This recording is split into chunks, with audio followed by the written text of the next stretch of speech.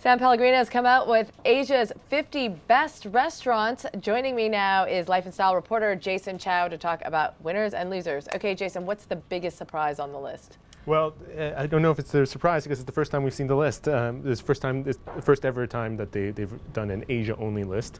Of course, San Pellegrino does the world's 50 best, but for the Asia's 50 best, number one is Narisawa, a restaurant in Tokyo, which is really known for its local kind of Japanese locavore cuisine, combining French technique and Japanese ingredients.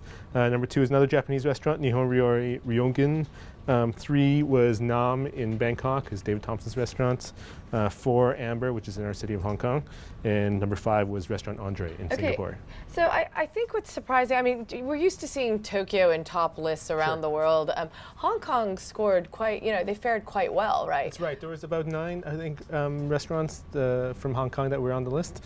They were well represented, definitely. Okay, who was not on the list that is surprising? Yeah, in our comment section and already on Twitter, it's going a buzz about how Korea, Taiwan have been excluded. No restaurants from Beijing.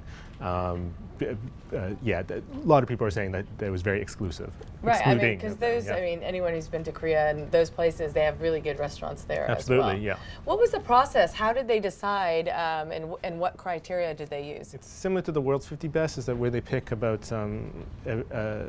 there's a panel of food writers and food experts, industry insiders, chefs, and they all vote.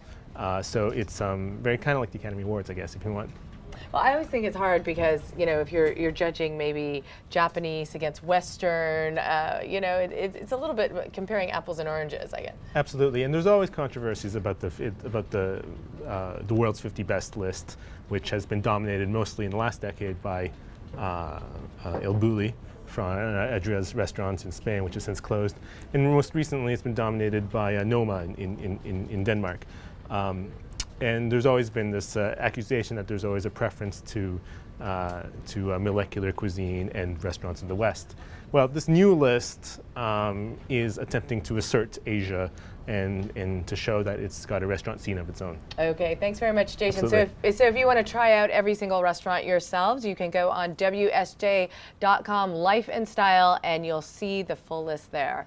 I'm Deborah Kahn. Thanks for watching.